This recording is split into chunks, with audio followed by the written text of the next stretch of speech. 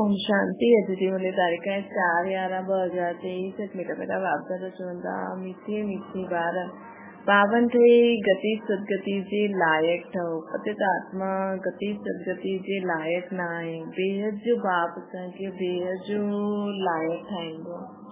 कृष्णा पिता व्रता कंहिंखे चईंदासीं, हुनजी मुख्य निशानी छा आहे? पिता व्रता हुआ आहे जो बाप जी श्रीमत ते पूरो हलंदा आहिनि, अशरीरी ठहण जो अभ्यास कंदा आहिनि, अव्यभिचारी याद में रहंदा आहिनि। अहिड़ा सपूत ॿार ई हर ॻाल्हि जी धारणा करे सघंदा। उन्हनि जा ख़्यालात सर्विस जे प्रति सदा हलंदा रहंदा। उन्हनि जो बुद्धि रूपी बर्तन पवित्र थींदो वेंदो। वो कॾहिं बि बाबा खे फारकती न ॾींदा। गीता मूंखे सहारो ॾियण वारा।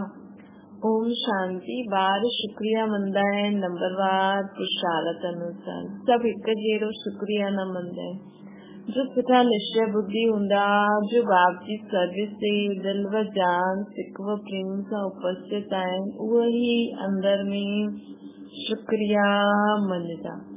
बाबा कमाल आहे तव्हांजी। असां जो कुझु न ॼाणदा, असां त कुझु बि न ॼाणदा हुयासीं, असां त लाइक़ न हुयासीं तव्हां मिलण जा।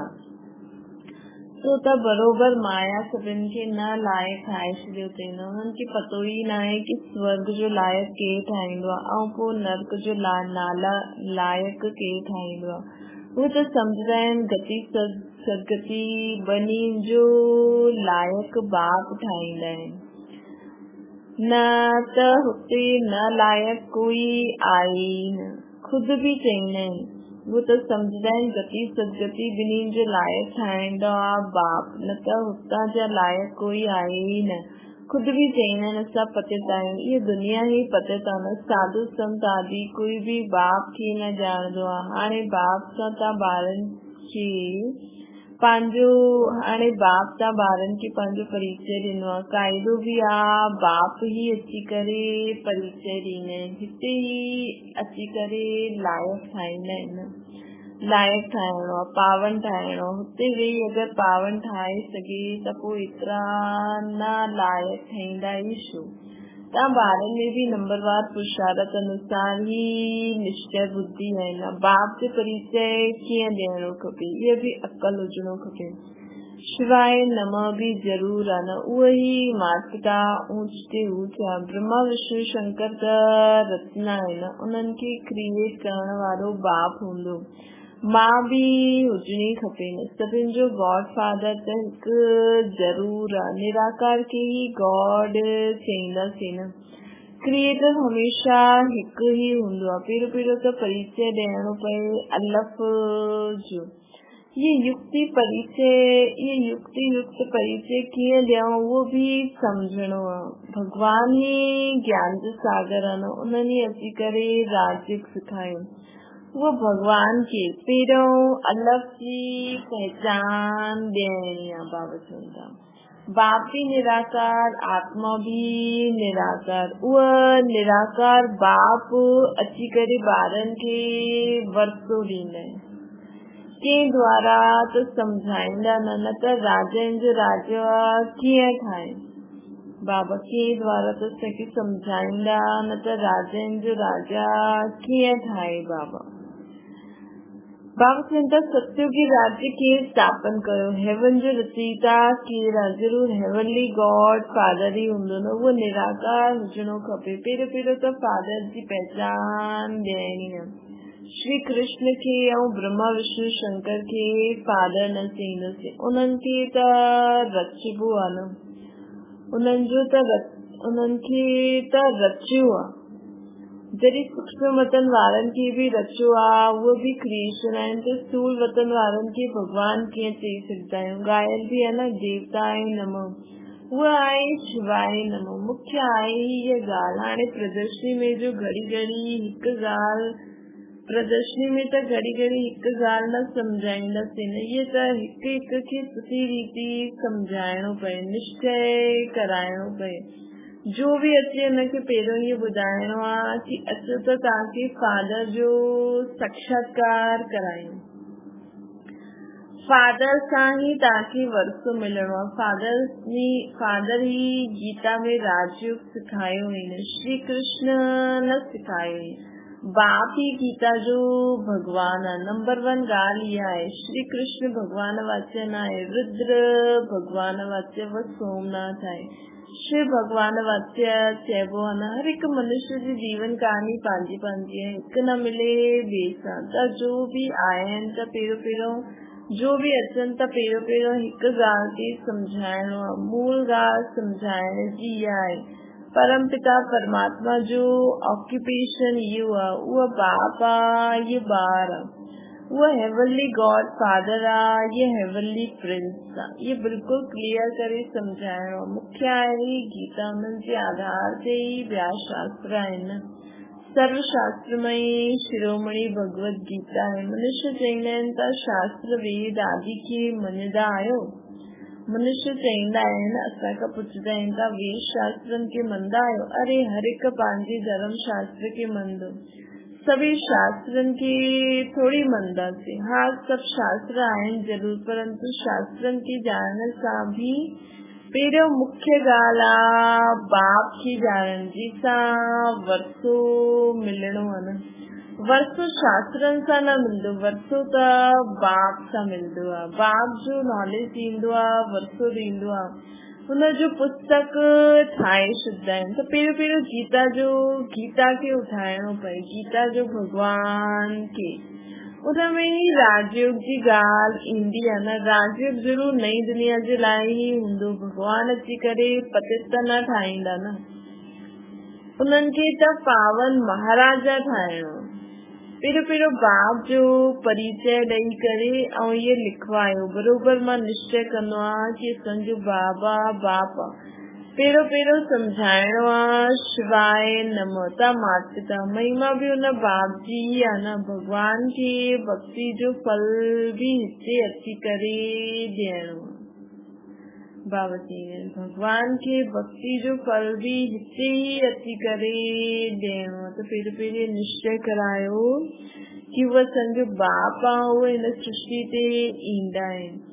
भक्ति जो फल छा आहे इहे तव्हां सम्झी विया आहियो न। जंहिं ॾाढी भक्ति कई हूंदी उनखे ई फल मिलंदो। इहे ॻाल्हियूं कोई शास्त्रनि में न आहे।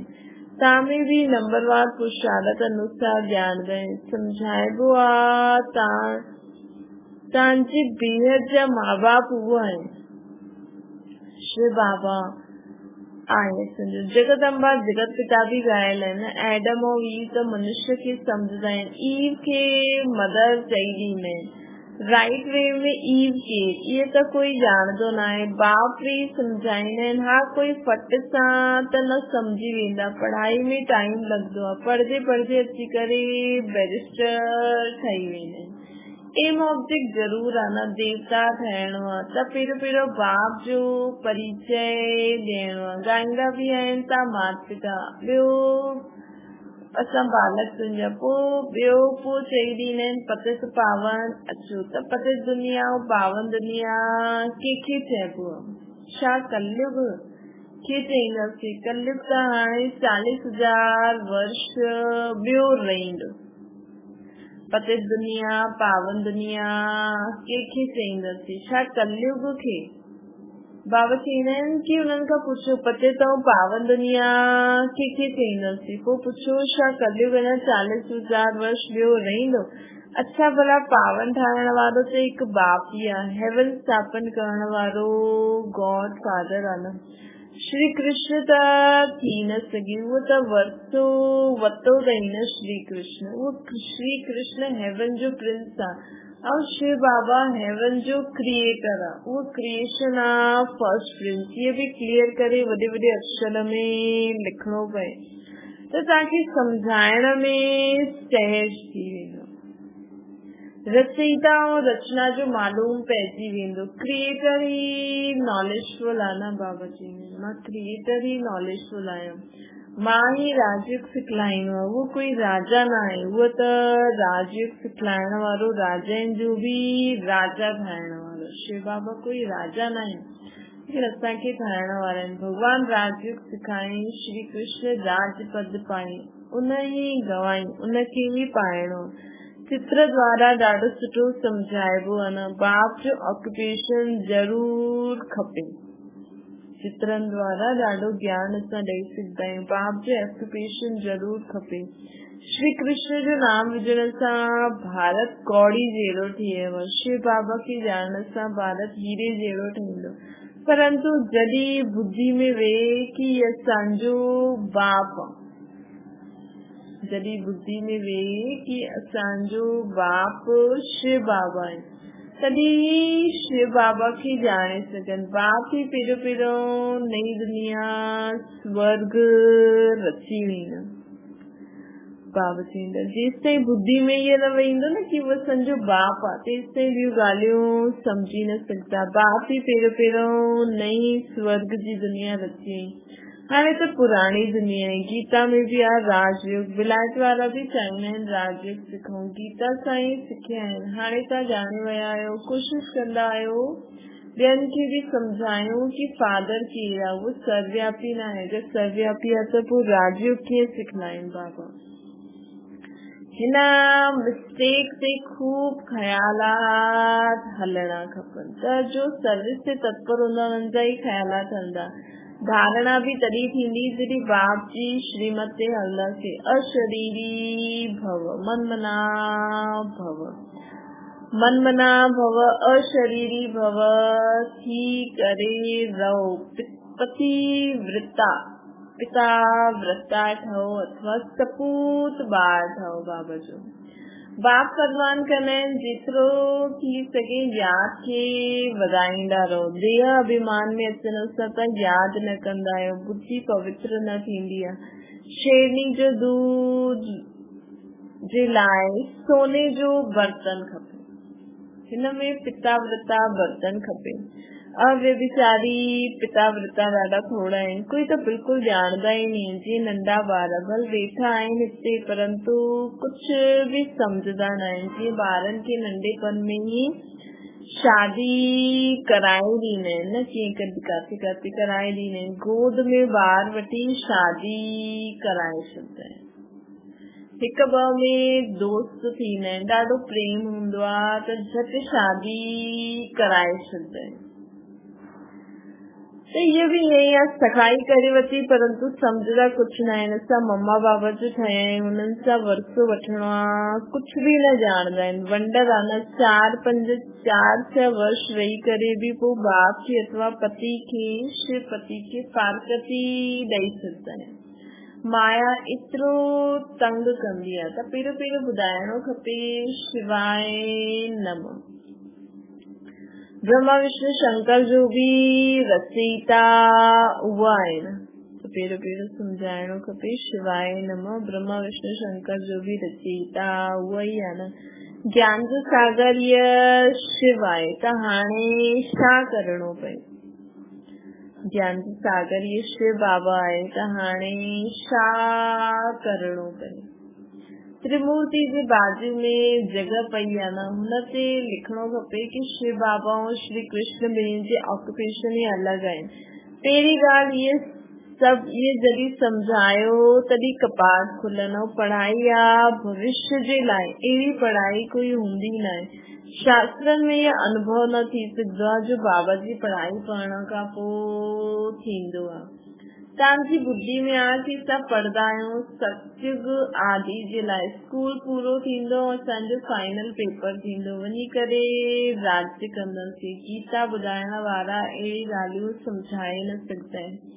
पहिरियों त बाप खे ॼाणणो आहे, बाप सां वरसो वठिणो आहे। बाप ही त्रिकालदर्शी आहे न। ॿियो कोई मनुष्य दुनिया में त्रिकालदर्शी न आहे। वास्तव में जो पूज्य आहिनि उहे ही पुजारी ठहींदा आहिनि। जो आत्मायूं पूज्य आहिनि उहे ही अची करे पुजारी ठही विया आहिनि। भक्ति भी तव्हां कई आहे, ॿियो कोई न ॼाणंदो आहे। बाबा चईंदा आहिनि मां त्रिकालदर्शी आहियां। ॿियो कोई मनुष्य दुनिया में त्रिकालदर्शी न आहे। बाबा टिनी कालनि जे बारे में ॼाणंदा आहिनि। हाणे ॿी सेकेंड छा थियण वारो आहे दुनिया में उहो बाबा खे पतो आहे। वास्तव में पूज्य आहिनि जो वही पुजारी ठहींदा। भक्ति भी तव्हां कई आहे, कोई न ॼाणदा आहिनि ॿियो। जे भक्ति कई वही पहिरों नंबर में ब्रह्मा, पोइ ब्रह्मा मुख वंशावली आहिनि। आपे पूज्य भी यही ठहींदा आहिनि। पहिरें नंबर जो पूज्य ही पहिरें नंबर जो पुजारी ठहींदो, पोइ पूज्य ठहींदो। भक्ति जो फल भी पहिरों उन्हनि खे मिलंदो आहे। ब्राह्मण ही पढ़ी करे पोइ देवता ठहींदा आहिनि। असां ब्राह्मण ही पढ़ी लिखी करे पोइ सत्युग जा देवता ठहींदासीं। ये काथे लिखल न आहे। भीष्म पितामह आदि खे मालूम त पियो न कि इन्हनि खे ज्ञान बाण मारण मरवाइण वारा इन्हनि सां ज्ञान बाण मरवाइण वारा केर आहिनि, ॿियो कोई आहे। ये सम्झदा जरूर कि कोई ताक़त आहे। हाणे भी चईंदा आहिनि कोई ताक़त आहे जो इन्हनि खे सेखारींदी आहे। बाबा ॾिसंदा आहिनि ये सभु मुंहिंजा ॿार आहिनि, हिन अखियुनि सां ई ॾिसंदा आहिनि। जी पितृ श्राद्ध खिलाईंदा आहिनि त आत्मा ईंदी आहे ऐं ॾिसंदी आहे इहा फलानो आहे। खाईंदा त अखियूं आदि हुन जहिड़ी ठही वेंदियूं आहिनि। टेम्पररी लोन वठंदा आहिनि। ये भारत में ही थींदो आहे। प्राचीन भारत में पहिरियों राधे कृष्ण हुया। उन्हनि खे जन्म ॾियण वारा ऊंच न हूंदा, उहे त कम पास वारा हूंदा। महिमा शुरू थींदी आहे श्री कृष्ण सां। श्री कृष्ण ॿई पंहिंजी राजधानी में, राधे कृष्ण ॿई पंहिंजी राजधानी में ईंदा आहिनि। उन्हनि जा माँ बाप सां ॿारनि जो नाम जास्ती आहे। केतिरे वंडरफुल ॻाल्हियूं आहिनि। गुप्त ख़ुशी रहंदी आहे न। बाप चईंदा आहिनि मां साधारण तन में ईंदो आहे। एतिरी माताउनि जो झुंड संभालणो आहे, हिन करे साधारण तन वरितो आहे जंहिंसां ख़र्चो हलंदो रहे। शिव बाबा जो भंडारो आहे। भूला भंडारी अविनाशी ज्ञान रतन जो भी आहे। ऐं पोइ एडॉप्टेड ॿार आहिनि, उन्हनि जी भी संभाल थींदी रहंदी आहे। ये त ॿार ई ॼाणनि। बाबा जो केतिरो गुप्त रीति कार्य थो हले, केतिरो गुप्त रीति आत्माउनि खे पंहिंजो ठाहे ऐं पंहिंजो कार्य असांजे लाइ करनि था। बाबा जो छा कार्य, असांजे लाइ एॾो वॾो कार्य कराइनि था न बाबा। गुप्त आत्माउनि खे पंहिंजो ठाहे। पहिरियों जॾहिं शुरू करो त चओ शिव भॻवान वरिते, उहो सभिनि जो रचयिता आहे। पोइ श्री कृष्ण खे ज्ञान सागर गॉड फादर कीअं चई सघंदा आहिनि। लिखत अहिड़ी क्लियर हुजे जो पढ़ण सां सुठी रीति बुद्धि में वेही रहे। ब्रह्मा द्वारा बाप यज्ञ रची, ब्राह्मणनि खे पढ़ाई, ब्राह्मण खां देवता ठाही। पोइ हेठि अचणो ई आहे। ॾाढी सुठी सम्झाणी आहे। पहिरियों ये सिद्ध करे ॿुधाइणो आहे श्री कृष्ण हेवन जो प्रिंस आहे। पहिरियों ये सिद्ध करे ॿुधाइणो आहे कि श्री कृष्ण हेवन जो प्रिंस आहे। हेवनली गॉड फादर न आहे। सर्वव्यापी जे ज्ञान सां बिल्कुल ही तमो प्रधान थी विया आहिनि। जे बादशाही ॾिनी उन्हनि खे भुलिजी आहे। कल्प बाबा राज्य ॾींदा आहिनि, असां पोइ बाबा खे भुलिजी वेंदा आहियूं। ॾाढो वॾो वंडर लॻंदो आहे। सॼो ॾींहुं असांखे एॾो वॾो वरसो ॾियण वारो आहे। हाणे असां एॾो बाबा खे यादि करे बाबा जे संग उथूं था, वेहूं था, खाऊं था, पीऊं था। पोइ थोरे समय खां पोइ जॾहिं बाबा मथे हली वेंदसि त मथां खां हेठि ईंदसि त बाबा खे भुलिजी वेंदसि। कहिड़ो वंडर आहे। सॼे ॾींहुं ख़ुशी में नचणो खपे। बाबा असांखे विश्व जो मालिक था ठाहिनि। छा मीठी मीठी सिकल जे ॿारनि खे माता पिता बाप दादा जो यादि प्यार और गुड मॉर्निंग। रूहानी बाप जी सभिनि रूहानी ॿारनि खे नमस्ते। असांजी भी रूहानी माता पिता बाप दादा खे यादि प्यार गुड मॉर्निंग और नमस्ते। धारणा जे लाइ मुख्य सां अव्यभिचारी पिता व्रता थी रहणो आहे। यादि खे वधाईंदे बुद्धि खे पवित्र ठाहिणो आहे। बाबा चवनि था बाप खे बाप जो युक्त परिचय ॾियण जी विधि कढणी आहे। विचार सागर मंथन करे अलॻ खे सिद्ध करणो आहे। बाबा चवनि था बाप जो युक्ति युक्त परिचय ॾियण जी विधि कढणी है, विचार सागर मंथन करे अलग खे सिद्ध करणो चाहिए, कोशिश करे तरीका ढूंढो कि सखी बाबा जो परिचय सभिनि खे ॾियो। निश्चय बुद्धि ठही सेवा करणी है, वरदान स्व परिवर्तन द्वारा विश्व परिवर्तन जे निमित्त ठहण वाला श्रेष्ठ सेवाधारी ठहो। बाबा चवंदा था ॿारनि स्व परिवर्तन सां विश्व परिवर्तन करण जो कॉन्ट्रैक्ट वरितो आहे। स्व परिवर्तन ही विश्व परिवर्तन जो आधार हुजे। बिना स्व परिवर्तन जी कोई भी आत्मा प्रति केतिरी भी मेहनत करो, मेहनत परिवर्तन न थी सघंदो। छोकी अॼुकल्ह जे समय में सिर्फ़ ॿुधण सां न बदलदा आहिनि, लेकिन ॾिसण सां बदलदा आहिनि।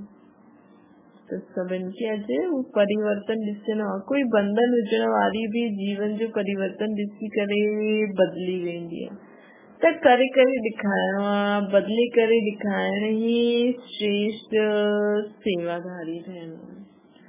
स्लोगन समय संकल्प बोल जी एनर्जी के वेस्ट सां बेस्ट में चेंज करो तो शक्तिशाली आत्मा ठही वेंदो। समय संकल्प बोल जी एनर्जी के वेस्ट का बेस्ट में चेंज करो तो शक्तिशाली आत्मा ठही वेंदो। शिक्षा ओम शांति। बाबा खे याद करो।